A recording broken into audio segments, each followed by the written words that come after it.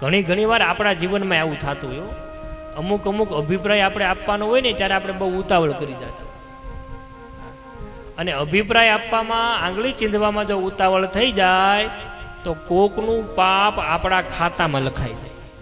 યાદ રાખજો. નકર કહેવાય ને, એક વખત દરજીના ઘરમાં ઝઘડો થયો. અહીંથી મેં એમ કીધું દરજીના ઘરમાં ઝઘડો થયો એટલે આપણે શું સમજ્યું, બે જણા ઝઘડ્યા છે. નહીં, ઝઘડો હતો સોય અને કાતરનો. ઝઘડો હતો સોય અને કાતરનો. સોય છે ને કાતરને એમ કહે છે, કાતર છે સોયને એમ કહે છે. એ સોય તું તો સોય એક નાની એવડી, પણ દરજીની પાઘડીમાં જઈને બેસો. અને કાતર એમ કે છે કે મારું કેટલું મોટું સ્વરૂપ, પણ દરજી હાલતા ચાલતા મને પગ તળિયે કચરે છે. ત્યારે સોય એમ કે છે કે હે કાતર સાંભળ, તારું કામ છે નોખા પાડવાનું. ગમે એવું સારી કંપનીનું કાપડ લઈને આવો અને કાતરની આગળ મૂકો એટલે તરત બે ભાગ કરી નાખે. અને સોય એમ કે હું નાનકડી એવી મારાથી એકલાથી ન બને, દોરાનો સહકાર લઈ અને બે નોખા પડી ગયેલા હોય ને એને હું ભેગા કરું છું, એટલે એને સ્થાન પાઘડીમાં મળે છે. યાદ રાખજો. એમ કીધું કે ભાઈ દરજીના ઘરમાં ઝઘડો છો એટલે આપણે શું નક્કી કરી લીધું કે બે જણા ઝઘડ્યા હોય. નહીં, જો ઘણીવાર એવું થાય કે અભિપ્રાય આપવામાં ઉતાવળ થાય ને તો પણ પાપ આપણા ખાતે સડી જાય. એમ કહેવાય, એક વખત છે ને, એક વખત 4 ભૂદેવો કાશીથી જાત્રા કરી અભ્યાસ કરી અને એક ગામમાં બરોબર આવેલા. અને ગામમાં આવેલા એટલે એને પૂછ્યું કે આ ગામમાં કોઈ ભગત ખરું? એટલે એક જણાએ કીધું કે હા, અમારા ગામમાં ફલાણા ભગત છે. અને એ બરોબર ગામમાં એ ભગતના ઘરે ગયા અને કીધું ભગત અમારે બપોરા કરવા છે. એટલે પેલો ભગત માણા એ ભાઈ કે હાલો ભૂદેવો તમે બેસો, શું જમશો? ભૂદેવોને વાલામાં લાડવા હોય. એટલે ભૂદેવ જમવાની તૈયારી કરે. પેલાની પત્નીએ કીધું કે ભાઈ તમે આપણા ઘરમાં ચોખ્ખું ઘી નથી, એક કામ કરો તમે ગાયનું ઘી ચોખ્ખું લઈ આવો. આમ કહીને પેલા માણસને તપેલી આપી અને તપેલી લઈ અને નીકળ્યો ઘી લેવા માટે. બરોબર એવા સમયે એક ઘટના બની. આ ભાઈ હાથમાં તપેલી, ખુલ્લી તપેલી છે, ઘી લેવા જાય છે. વેપારીની ત્યાંથી ચોખ્ખું ઘી લાવી અને પોતાના ઘર તરફ જે આવવા જાય ત્યાં આકાશમાં એક સમડી ઉડે જતી અને એને પોતાની સાંચથી એક મરેલો સાપ છે ને એને પકડી રાખ્યો હતો. સાપ ઊંધો લટકે છે અને સમડી ઉડે જાય છે. બરોબર ઘટના એવી બની કે આ જે ભાઈ ઘી લઈને જાય છે એ ઘીની તપેલીમાં આ સાપના મોઢામાંથી એક ઝેરનું ટીપું બરોબર ઘીની તપેલીમાં પડી ગયું. આ પેલા ભલા માણસને ખબર નહીં. ઘરે આવ્યો, ઘરે આવી અને પોતાની પત્નીને કીધું કે સુંદર મજાની રસોઈ બનાવી, લાડવા બનાવ્યા અને ભૂદેવોને જ્યાં જમાડ્યા ને ત્યાં લખ્યું છે 4 ભૂદેવ જમીને સૂતા પછી જાગ્યા નહીં. 4 બ્રહ્મ હત્યા થઈ. ધર્મરાજ યમપુરીમાં ધર્મરાજ અને ચિત્રગુપ્ત ચર્ચા કરે છે કે આ 4 બ્રાહ્મણોની હત્યા થઈ.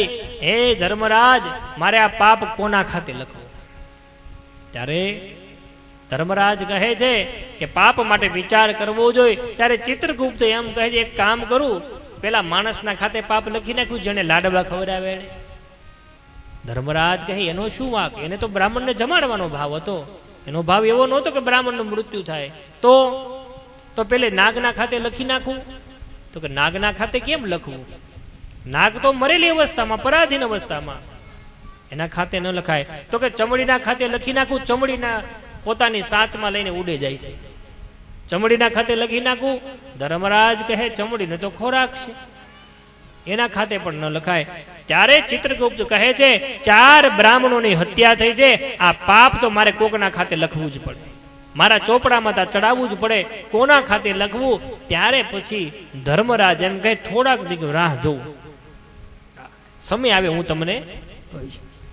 ત્યારે પછી 4, 5, 8, 15 દિવસ થયા અને બીજા 4 ભૂદેવો ગામની ભાગોળે આવ્યા અને ગામની ભાગોળે આવીને ફરીવાર પ્રશ્ન કર્યો કે આ ગામમાં કોઈ ભગત છે અમારું સન્માન કરે એવું? ત્યાં એક જણો ત્યાં બેઠો તો એને જોરથી આવીને આગળ આવીને બોલ્યો કે હા હા, હમણાં 4 આવ્યા તેના સન્માન કર્યા છે, આ તમે જાઓ તમારાય કરશે. ધર્મરાજે કીધું કે આના ખાતે પાપે 4 બ્રાહ્મણની હત્યા આના ખાતે ચડાવી દો. એમ ક્યારેક આપણે ઉતાવળ કરી જાય અભિપ્રાય આપવામાં તો સમજી લેવાનું કોકનું પાપ આપણા ખાતે સડી જાય. એટલા માટે અભિપ્રાય આપવામાં ઉતાવળ નહીં કરવાની મારા વાલા. એક દિવસ ઘટના એવી બને, અજામિલ બહાર જાય છે અને અજામિલના આંગણે 4 સાધુ આવે છે. અજામિલ ઘરે નથી, એની પત્ની છે. ગામની ભાગોળોથી કોઈ કીધું કે અજામિલ ભગત છે અને સાધુએ ફળવાયામાં આવીને અવાજ કર્યો, હે અજામિલ ભગત, હે અજામિલ ભગત. એની ઘરવાળી અંદર રૂમમાં હતી અને એમ થયું કે મારો પતિ તો આવો રાક્ષસ જેવું કર્મ કરે, અને ભગત કોણે કીધું? ફળિયામાં આવીને જોયું તો 4 સાધુડા ઉભા છે. અજામિલની પત્ની સમજી ગઈ કે આ ભોળા સાધુ છે અને ગામમાંથી કોઈ છેતરા છે, પણ આજે મારા આંગણામાં સાધુ આવ્યા છે ને, આજે મારે સેવા કરી લેવી છે. આજે મારા આંગણામાં સાધુ આવ્યા છે, આજે મારે એની સેવા કરી લેવી છે. સાધુને બેસાડ્યા. સાધુને પૂછ્યું, આપ બેસો, આપને હું જમાડું. અને અજામિલની પત્ની છે ને એ સુંદર મજાની રસોઈ બનાવે છે. આપણામાં પણ એવું હતું મારા વાલો. પેલા બપોરનું ટાણું થતું ને, બપોરનું ટાણું થતું ત્યારે આપણે છોકરાને એમ કહેતા કે હે છોકરા, રામજી મંદિરે નજર તો કર, ગામની બજારે નજર તો કર, કોઈ સાધુ બ્રાહ્મણ સંત કોઈ ભૂખ્યું તો નથી ને. અને હવે આપણે છોકરાને એમ કહી છે, જમવાનું ટાણું થાય કે કમાડ દઈ દે, કમાડ, દરવાજો બંધ કરી દે. ખરેખર આપણી પરંપરા નથી મારા. અતિથિ આવે આંગણે અન હોય એક જ ટંકનું, આપે કરો ઉપવાસ અને રાજી કરો મન રંગ. આ સૌરાષ્ટ્રની ધરતી એવી છે મારા વાલા કે આ ધરતીની માલિપા એવા શૂરવીરોએ જન્મ લીધો છે. આ ધરતીની માલિપા એવા ગ્રહસ્થે જન્મ લીધો છે. કદાચ પોતાના આંગણે સાધુ આવી જાય ને, સંત આવી જાય, અતિથિ આવી જાય, તો પોતાના ઘરમાં જ્યાં સુધી અન્ન છે ત્યાં સુધી અન્ન ખવડાવે, અને અન્ન ખૂટી જાય ને ત્યારે પોતાના એક ના દીકરાનું માથું ખાંડીને ખવડાવી શકે એવી આપણી આ ભારતની ભૂમિ. એમાં આપણો સૌરાષ્ટ્ર કાઠિયાવાડ છે. નકર કહેવાય ને એક વખત એવું બનેલું, એક રાજા અને પ્રધાન. રાજા બહુ દાનવીર, એટલે સવાર પડે ને એટલે અઢળક દાન કરે. એટલે પ્રધાન એક દિવસ એ રાજાને સમજાવે છે કે રાજા, તમે આવી રીતે જ દાન કર્યા કરશો ને તો આ રાજાનો ખજાનો એક દિવસ ખૂટી જાય, એટલે હવે તમે દાન કરવાનું બંધ કરી દો. ત્યારે રાજા કહે છે કે ભાઈ, ભગવાને આપ્યું છે. ત્યારે પ્રધાન રાજાને સમજાવતા એમ બોલે કે આ તો ગોળ હોય ને એટલે માખ્યું આવે. શું કે છે? ગોળ હોય ને એટલે માખ્યું તો આવ્યા જ કરે. તમે રાજા છો અને પ્રજા તમારી પાસે માગણી કર્યા જ કરે. એવું કે હા.